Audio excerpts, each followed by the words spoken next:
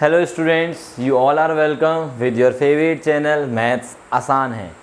आज की क्लास हमारी कॉन्टिन्यूटी की क्लास है बेटा, और हमने देखो 5.1 एक्सरसाइज के अप टू 18 क्वेश्चंस कर लिए हैं। और 18 क्वेश्चन की जो लास्ट वाला जो पार्ट था उसमें सेकंड पार्ट वो हमारा रह गया था। लास्ट वीडियो वहीं पे ख़त्म हो गई थी। आपके फर्स्ट पार्ट कंप्लीट हो गया है। और फर्स्ट पार्ट में भी थोड़ा सा मैं बता दूं आपको कि जो आंसर है आपका, क्योंकि आपने देखा था कि जो आपके पास राइट हैंड लिमिट और लेफ़्ट हैंड लिमिट आई थी वैल्यूज़, वो दोनों अनइक्वल आई थी। लेफ़्ट हैंड लिमिट की जो वैल्यू आई थी और राइट हैंड लिमिट की वैल्यू वो अनइक्वल आई थी, और वो दोनों ही वैल्यू लैम्डा के ऊपर डिपेंड नहीं कर रही। तो इसलिए हमारा आंसर क्या बनेगा वहाँ पे, function is not continuous for any real value of lambda. ठीक है, तो लास्ट में एक लाइन और उसमें ऐड कर देना है, या ऐसे बोल सकते हो आप उसको कि there is no value of lambda, there is no real value of lambda for which the function is continuous at x equals to 0। ये था हमारा क्वेश्चन नंबर 18। अब हम क्वेश्चन नंबर 18 का सेकंड पार्ट स्टार्ट करते हैं आज, कि क्वेश्चन नंबर 18 का सेकंड पार्ट क्या होगा। तो देखो क्वेश्चन नंबर 18 में आपको fx दिया हुआ है बच्चों, lambda times x square minus का 2x, and this is here 4x plus का a1। x is less than equal to 0 and this is x greater than 0। अब मैं सीधा सेकंड पार्ट पे आ रहा हूँ, और सेकंड पार्ट कहता है कि कॉन्टिन्यूटी डिस्कस करनी है आपको एट x इक्वल्स टू 1 पे। कॉन्टिन्यूटी किस पॉइंट पे चेक करनी है आपको, x इक्वल्स टू 1 पे चेक करने हैं। तो क्योंकि मैंने आपको पहले भी बता रखी है ये बात कि हमारा जो फंक्शन, जहाँ पे इस फंक्शन की डेफिनेशन चेंज हो रही है, ध्यान देंगे, हमारे फंक्शन की डेफिनेशन कहाँ पे चेंज हो रही है बच्चों, x इक्वल्स टू 0 पे। तो x equals to 0 is the only point which is a possible point of discontinuity. तो यहाँ से सीधा सीधा पता चल रहा है आपको कि x इक्वल्स टू 1 पे ये फंक्शन कॉन्टिन्यूस है। क्यों?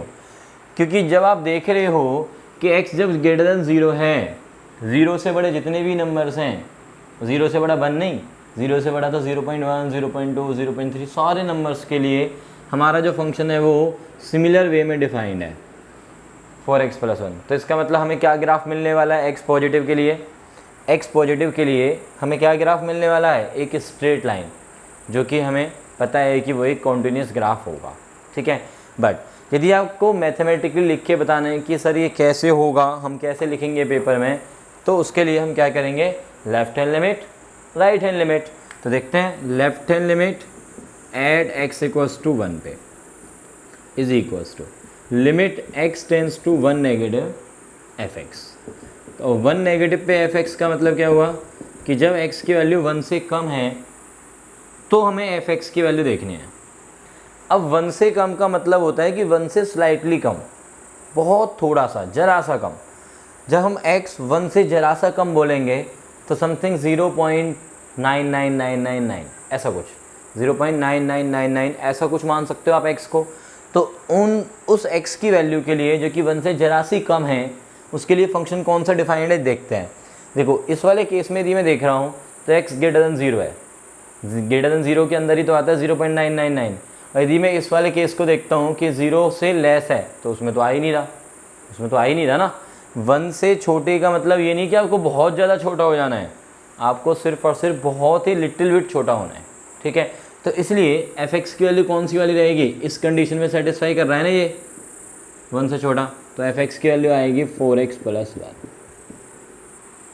ठीक है, तो अब आप क्या करेंगे जी, पुट करेंगे x को 1 माइनस में h टेंड्स टू 0। ओके बच्चों, so this become limit h tends to 0 4 into में 1 माइनस का h प्लस का 1। क्योंकि अभी ये 0/0 फॉर्म तो बना नहीं रहा, सही है, तो आप डायरेक्टली वैल्यू पुट कर सकते हैं इसमें। तो 4 इंटू में 1 माइनस का 0 प्लस का 1, तो ये कितना आया, 4 प्लस का 1 विच इज़ 5, 4 प्लस का 1 5। Got it. नाउ अब हम देखेंगे right hand limit at x equals to 1 पे। तो राइट हैंड लिमिट का मतलब क्या हो जाता है ये आपके पास कि आपकी जो x की वैल्यू है वो 1 से जरा सी बड़ी है। जब x की वैल्यू 1 से जरा सी बड़ी है 1 पॉइंट समथिंग, तो भी आपका फंक्शन x ग्रेटर देन 0 वाली कंडीशन में सेटिस्फाई कर रहा है आपका x, तो मीन्स फंक्शन क्या रहेगा 4x plus 1 by x greater than 0। सभी x ग्रेटर देन 0 जितने भी नंबर्स हैं उन सभी के लिए f(x) के लिए है ना डेफिनेशन, तो 0 से बड़े नंबर्स में ही तो आता है 1 पॉइंट समथिंग, तो इसका मतलब f(x) की वैल्यू क्या होगी 4x प्लस 1। तो बिल्कुल सिमिलर इसमें क्या पुट करोगे अब आप x को 1 प्लस h प्लस का 1, तो आपके पास क्या आ जाएगा यहाँ पे फिर से 5। ऑल्सो f(1) चेक कर लो बेटा, f(1) चेक करेंगे तो 4 इंटू फिर से ये जो x है जो कि 1 है हमारा, वो किस कंडीशन को सेटिस्फाई कर रहा है, वो किस कंडीशन को सेटिस्फाई कर रहा है बेटा, देखो x इक्वल्स टू 1 भी तो इस कंडीशन को सेटिस्फाई करेगा ना, तो f(x) आपका इस वाली कंडीशन में जाएगा, मीन्स 4 इंटू 1 प्लस का 1। सॉरी कंडीशन हमारी ये नहीं है, कंडीशन हमारी ये है, इस कंडीशन को सेटिस्फाई कर रहा है x इक्वल्स टू 1, तो f(x) में x इक्वल्स टू 1 हम इसमें डालेंगे सो दैट हमारी वैल्यू 4 प्लस 1 5 आ गई। ठीक, सो हमने क्या देखा, therefore left hand limit equal है राइट हैंड लिमिट इक्वल है f(1), और ये एट x इक्वल्स टू 1 पे हम बात कर रहे हैं, तो implies function is continuous at x equals to 1। अब एक बात और देखो, क्या इसमें फंक्शन की कॉन्टिन्यूटी लैम्डा के ऊपर डिपेंड कर रही है? x इक्वल्स टू 1 के लिए जब कॉन्टिन्यूस बोल रहे हैं तो क्या लैम्डा का कोई भी कहीं भी कैसा भी रोल है? नहीं है।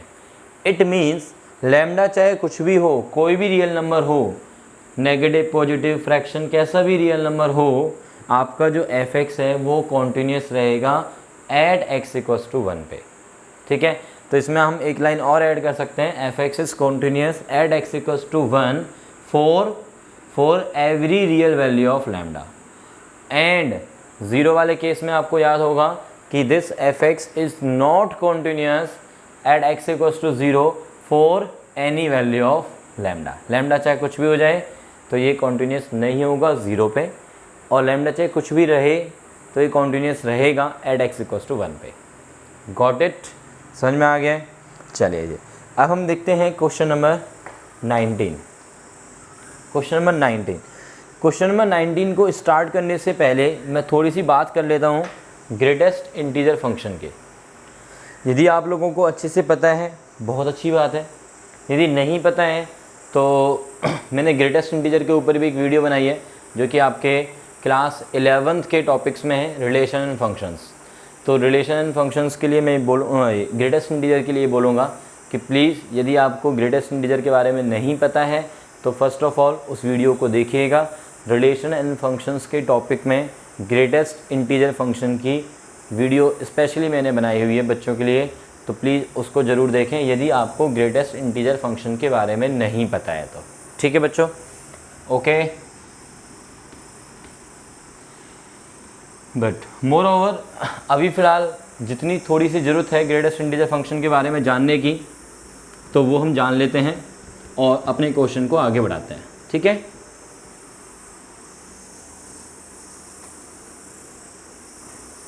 तो ग्रेटेस्ट इंटीजर फंक्शन में अभी फ़िलहाल जो मुझे ज़रूरत है वो ये है कि आपके पास ये जो फंक्शन होता है f(x) is equals to greatest integer of x, this is the symbol for greatest integer of x।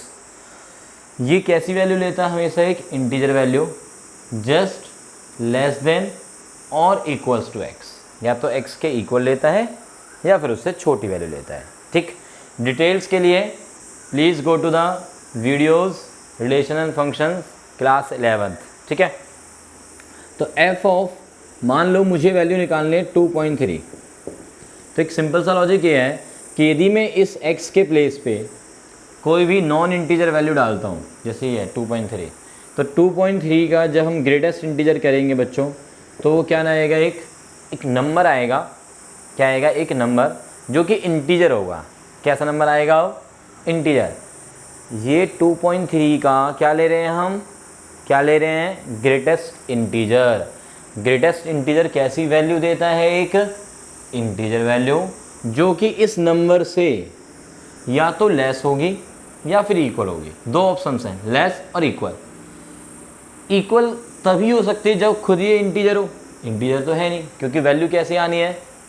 Integer value. देखो दो बातें, इंटीजर वैल्यू चाहिए मुझे आंसर, और इस वाले नंबर से जो अंदर नंबर होगा उससे लेस या इक्वल। लेस में मतलब just less, just behind it, ठीक है।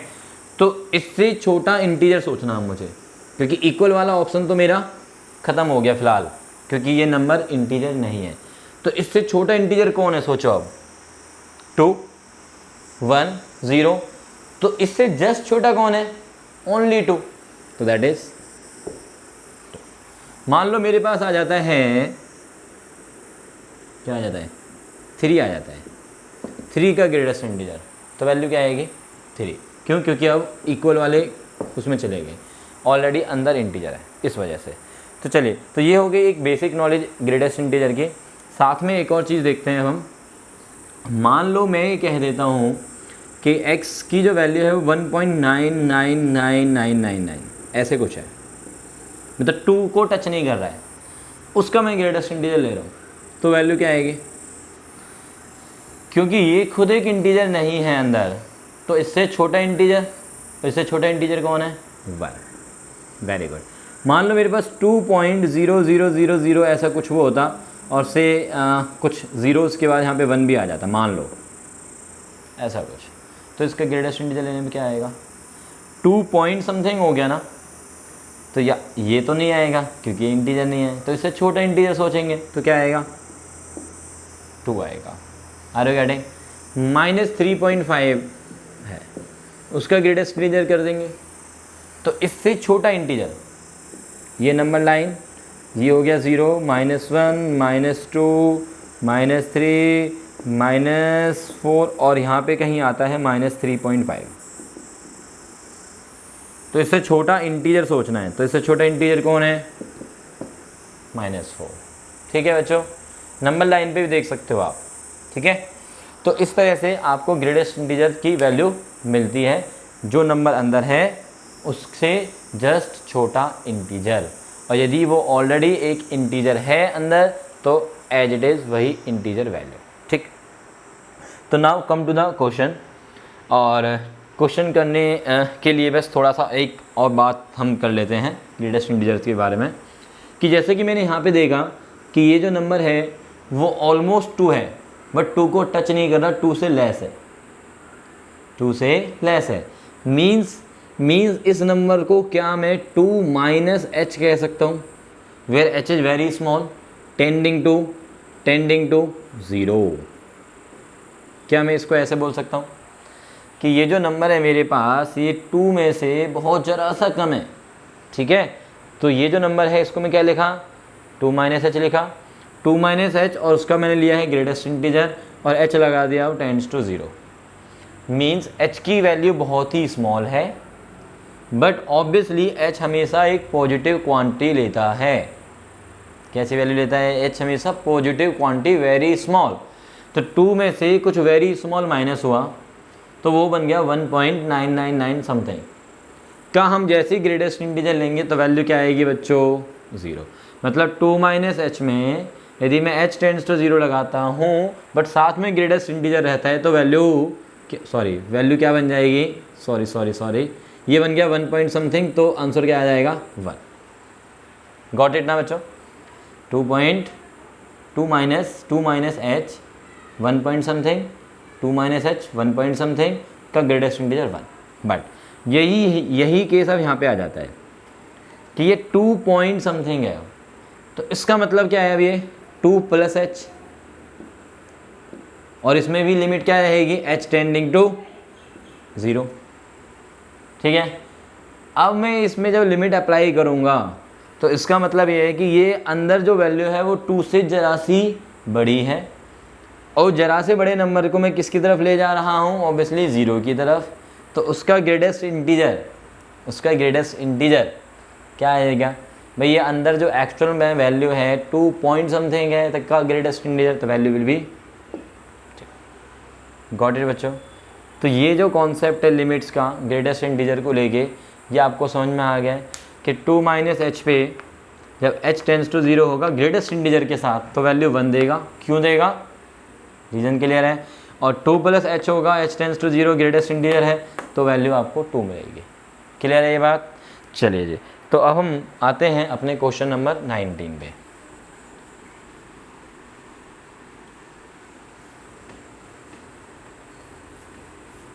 क्वेश्चन नंबर 19 में जो हमारा फंक्शन गिवन है वो है g(x), x माइनस में ग्रेटेस्ट इंटीजर ऑफ x। हमें शो करना है कि this is discontinuous at all integral points. Integral points का मतलब है इंटीजर वाले नंबर्स 1 2 3 -1 -2 -3 0 इंक्लूडिंग। तो ये सारे नंबर आपके इंटीजर नंबर्स हैं। तो इन सभी नंबर्स पे मुझे क्या शो करना है, क्या शो करना है बेटा, कि ये डिसकंटिन्यूअस है। और देखो यहाँ पे डेफिनेशन में भी दिया हुआ है, मतलब डेफिनेशन बना के दिया हुआ है कि here this square bracket of x denotes the greatest integer less than और इक्वल्स टू x। सबसे बड़ा इंटीजर बट x से क्या होता है, लेस होता है या फिर इक्वल होता है। सबसे बड़ा क्यों बोलते हैं वो आप फिर 11th वाली वीडियो में जाके देखना, ठीक है, वहाँ पे समझ में आ जाएगी सारी कहानी आपको। ठीक, अभी हम इसमें डिसकंटिन्यूटी देखने वाले हैं सभी इंटीजर पॉइंट्स पे। अब इंटीजर पॉइंट्स कितने होते हैं हमारे, इन्फिनिटली मैनी। तो हर एक पे एक एक करके चेक करना तो मेरे लिए पॉसिबल नहीं है। तो कुछ ना कुछ तो हमें वे निकालना पड़ेगा ना, कि जिससे कि मैं सभी इंटीजर पॉइंट्स पे कह सकूँ कि ये डिसकंटिन्यूअस है। तो जितने भी इंटीजर पॉइंट्स हैं ना, उन सब के लिए मैंने एक आर्बिट्रेरी नंबर चूज़ कर लिया n। ऐसे बोल लो कि हर इंटीजर पॉइंट को मैं क्या नाम दे रहा हूँ, n नाम दे रहा हूँ। ठीक, तो let n be any integer. कोई भी जो इंटीजर है उसको मैंने क्या नाम दे दिया, n नाम दे दिया। अब मैं n पे कॉन्टिन्यूटी चेक करूँगा, means left hand limit and right hand limit, फिर फंक्शन की वैल्यू। तो left hand limit at x = n, देखते हैं क्या आता है। Limit x tends to n के ऊपर नेगेटिव साइन, और यहाँ पे आएगा फंक्शन g(x), और g(x) की जो वैल्यू है वो है हमारे पास x minus greatest integer of x। Okay बच्चों, इस पर मुझे लिमिट अप्लाई करनी है। ठीक है, तो इसमें हम पुट कर देते हैं जी x को n - h। अच्छा बच्चों ना, यहाँ पे बड़ी मिस्टेक करते हैं बच्चे, n, h और x। ऐसा लगता है बच्चों का कि वो तीनों ही सेम है। तो प्लीज़ x को x बनाइए, n को n बनाइए और h को h बनाइए।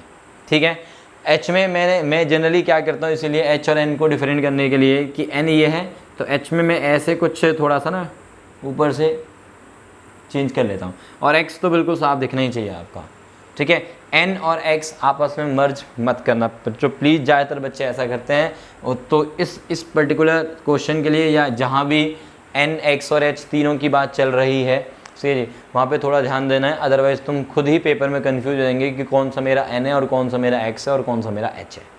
ठीक, तो चलिए अब हम ध्यान देते हैं कि पुट किया मैंने x को n - h where h tending to 0। So this becomes limit h tending to 0।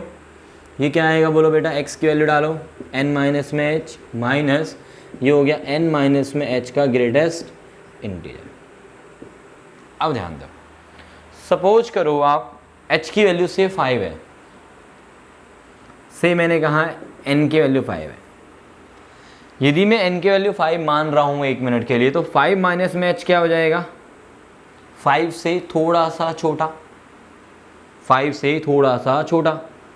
ठीक है, मीन्स 5 माइनस में h को मैं ये बोल सकता हूँ कि 4.999 समथिंग। ठीक है, आर यू गेटिंग। यदि मैं n को 1 मिनट के लिए 5 सपोज कर रहा हूँ तो मेरा 5 माइनस h 5 से ज़रा सा छोटा है, कितना कि 4.999। उस पर जब मैं ग्रेटेस्ट इंटीजर अप्लाई करूँगा तो वैल्यू क्या देगा वो, 4 देगा। Are you getting, are you all getting. h को जब मैं कह रहा हूँ कि वो टेंड्स टू 0 है तो इट मीन्स 5 माइनस में h की वैल्यू वो 5 से जरा सी कम है। यहाँ पे मैंने h को कंसीडर किया हुआ है टेंडिंग टू 0, तभी मैं कह रहा हूँ कि 5 माइनस में h 5 से जरा सा छोटा है। और जैसे ही मैं उस 5 माइनस h जो 5 से ज़रा सा छोटा है तो एक वैल्यू मान लेता हूँ कि वो 4 पॉइंट समथिंग होगा, का ग्रेटेस्ट इंटीजर करेंगे तो वैल्यू क्या आएगी 4 आएगी। यानी कि हमने n को क्या माना था 5, तो इसका ग्रेटेस्ट इंटीजर लिया मैंने 5 माइनस h का, h टेंस टू 0 पे, तो आंसर क्या आया 4। इसका मतलब 4 को मैं ऐसे बोल दूँ 5 माइनस 1 आया, और 5 क्या था मेरा n था, तो इसका मतलब क्या आया n माइनस 1। ऑब्वियसली जो नंबर n होगा वो परफेक्ट नंबर होगा 1 2 3 ऐसी फॉर्म में।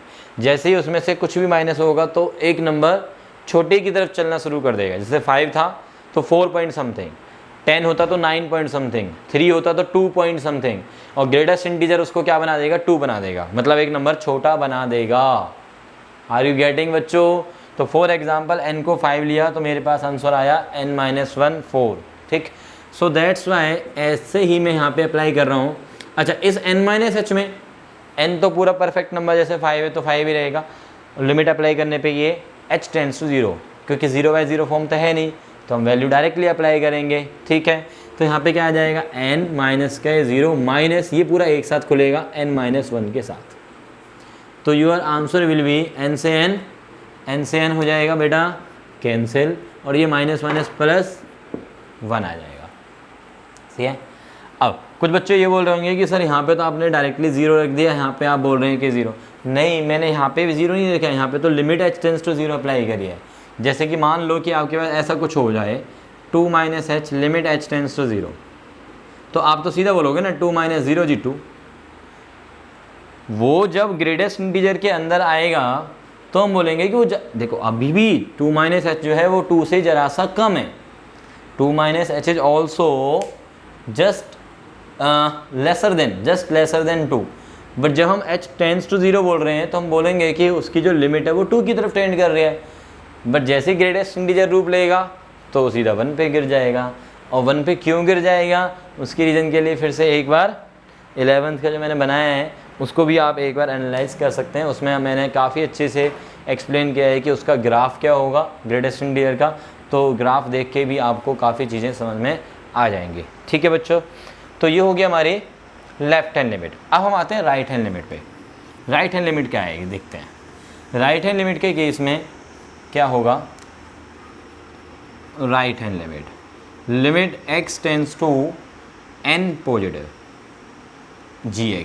gx की वैल्यू क्या है, gx की वैल्यू क्या है बेटा x माइनस में greatest integer of x, value डाल दो, limit h tends to 0 n plus h minus n plus में h का ग्रेटेस्ट इंटीजर। अब फिर से एक बार सपोज करो n को 5 ही, n को यदि मैं 5 सपोज करता हूँ तो 5 n प्लस में h, 5 प्लस का h मीन्स 5 पॉइंट समथिंग 5.0007। ठीक है, जब ये नंबर आया और इस पर मैंने अब क्या किया ग्रेटेस्ट इंटीजर लगा दिया। जैसे ही मैं इसका ग्रेटेस्ट इंटीजर लगाऊंगा तो वैल्यू क्या देगा 5 देगा, और 5 कौन था मेरा n था, 5 कौन था मेरा n था। इसका मतलब अब मैं जब लिमिट अप्लाई करूंगा तो इस पर अप्लाई करने पे तो सीधा सीधा n प्लस 0 माइनस इस पूरे वैल्यू को मैंने ऑब्जर्व किया कि n प्लस h जो है n से थोड़ा सा बड़ा है, और n पूरा एक नंबर है से 5 7 9 ऐसा कुछ, और उसमें ज़रा सा इंक्रीज़ कर दोगे तो पॉइंट्स में कुछ इंक्रीज होगा, बट जैसे ग्रेटेस्ट इंटीजर होगा वो पॉइंट्स को ख़त्म कर देगा, सीधा back to the same number n। ठीक है, तो n से n चला गया तो आंसर विल बी हेयर 0। तो राइट हैंड लिमिट क्या आई बच्चों 0, लेफ्ट हैंड लिमिट क्या आई थी 1। तो इसका मतलब therefore left hand limit not equals to right hand limit at x equals to n, और n क्या था हमारा कोई भी इंटीजर। तो यदि मैं कोई भी इंटीजर लूँगा तो उस पर यही हाल सेम मिलने वाला है। ठीक है ना, जैसे मैंने 5 के लिए शो किया एक तरह से, 3 के लिए शो करोगे, 2 के लिए शो करोगे, सभी पे आपको बिल्कुल सेम मिलेगा कि लेफ्ट हैंड लिमिट और राइट हैंड लिमिट इक्वल नहीं होंगे। Clear? So what this implies, function gx is discontinuous at every integral point. For your kind information मैं आपको बता दूँ, ये जो फंक्शन है बेटा, ये जो जी एक्स फंक्शन बनाया हुआ है, ये अपने आप में एक स्पेशल फंक्शन है। कुछ बच्चे जिन्होंने 11th की पहले ही वीडियो देख रखी है से जी, उनको समझ में आ रहा होगा कि ये कौन सा फंक्शन है। इसको हमने स्पेशली क्या नाम दिया हुआ है? यस, पता है किसी को? This is actually called fractional part of x. क्या बोलते हैं बेटा इसको हम? फ्रैक्शनल पार्ट ऑफ एक्स, जिसके लिए एक नोटेशन भी होती है this curly brackets of x. ठीक है, जिसको नहीं पता है और जो जानना भी चाहता है इसके बारे में फ्रैक्शनल पार्ट की कहानी, तो वो फिर से 11th की वीडियोज़ में जाके देख सकता है, जहाँ पे मैंने फ्रैक्शनल पार्ट को अच्छे से बताया हुआ है विद इट्स ग्राफ ऑल्सो। इसके ग्राफ के साथ मैंने बताया है। ठीक है बच्चों, तो मैं यहाँ पे इसका ग्राफ नहीं शो करना चाह रहा हूँ क्योंकि ऑलरेडी मैंने बता रखा है और बहुत ही सिंपल सा ग्राफ है, 0 से 1 के बीच में बनता है। तो आप देख सकते हो 11th की वीडियोज़ में जाके। ठीक है, यदि आपको इसकी पूरी अंडरस्टैंडिंग चाहिए ग्राफिकली भी। ठीक, तो चलिए बच्चों, ये वाला क्वेश्चन अच्छे से क्लियर हो गया होगा, आई थिंक सो। और यहाँ से एक और कंक्लूजन मुझे मिल रही है, एक और मुझे रिजल्ट याद रखने को मिल रहा है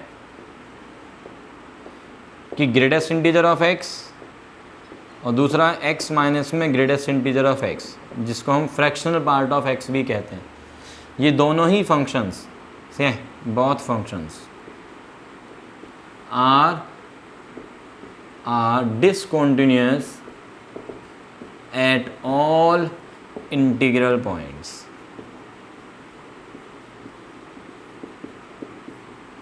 एज ए इम्पोर्टेंट रिजल्ट इसको याद रखिएगा। ठीक है, नंबर 1। नंबर 2, सिर्फ ग्रेटेस्ट इंटीजर ऑफ एक्स दिया होता तो बिल्कुल सेम प्रोसीजर चल रहा होता हमारा। ठीक है, आप देख सकते हो जब हम n पे देखेंगे लेफ्ट हैंड लिमिट तो n-1 देगा वैल्यू, राइट हैंड लिमिट देखेंगे तो n देगा वैल्यू n। ठीक है, तो लेफ्ट हैंड लिमिट और राइट हैंड लिमिट इक्वल नहीं आएंगे। ठीक है, तो ये दोनों ही फंक्शंस डिसकंटिन्यूअस होते हैं। कहाँ पर बेटे? इंटीजर पॉइंट्स पे ये डिसकंटिन्यूअस होते हैं। ठीक है, ग्राफ के लिए 11th की वीडियोज में सर्च कीजिएगा। Okay, now come to question number 20th। Question number 20th को एक्सप्लेन करने के देखो एक वे तो ये भी है क्वेश्चन नंबर 20th को करने का कि मेरे पास फंक्शन जो गिवन है वो है x² minus sine x plus का ये 5। मैं इसको दो फंक्शंस में डिवाइड कर देता हूँ, सिर्फ दो में। कैसे? x² प्लस 5 एक मान लो, माइनस का ये साइन एक्स है। x² प्लस 5 कैसा फंक्शन है? एक पोलिनोमियल। ये कैसा फंक्शन है आपका? एक sine function, sine function trigonometric. आपको पता है कि polynomial function is continuous everywhere. Sine x is also continuous everywhere. ठीक है, and difference of continuous and continuous, difference of continuous and continuous is always continuous function. ठीक है जी, continuous everywhere है इसका मतलब। और जब ये कॉन्टिन्यूअस एवरीवेयर है तो कोई पर्टिकुलर पॉइंट भी मेंशन कर दिया जाए तो वहाँ पे भी कॉन्टिन्यूअस हो गया। तो this function is continuous at x equals to pi. तो this is one of the way to explain this question. And the second way is कि पर्टिकुलरली पाई पॉइंट पे दिखाना है तो लेफ्ट हैंड लिमिट निकालोगे आप, राइट हैंड लिमिट निकालोगे आप, और value of the function at pi यानी कि f ऑफ पाई। तो बिल्कुल क्लियरली आपको ये सारी चीज़ें नज़र आ जाएंगी कि वो तीनों की तीनों वैल्यूज़ इक्वल होंगी, क्योंकि इसमें देखो सीधा सीधा वैल्यू डालोगे आप, पाई माइनस में h का whole square sine pi and then sine pi minus में h प्लस में 5, h टेंस टू 0 लगाओगे, और ऐसे ही राइट हैंड लिमिट। तो this is very very simple one. आप ऐसे भी करना चाहें ऐसे कर सकते हैं, और जो दूसरा वे है वो भी कर सकते हैं। ऐसे जनरली हम तब करते हैं बेटा जब हमारे पास इन्फिनिटली मैनी पॉइंट्स की बात आती है। यदि वो बोलता ना कि show that this function is continuous everywhere, तो this is the best one. ठीक है, और अदरवाइज पाई पे भी या 2-4 पॉइंट्स पे ज़्यादा पूछ लेता, पाई पे बताओ, 2 पाई पे बताओ, 5, 7, 3, 5-7 पॉइंट से पूछ लेता है, ठीक है। तो भी आप एक ही लाइन में एक्सप्लेन कर दो ना, क्योंकि कंटिन्यूस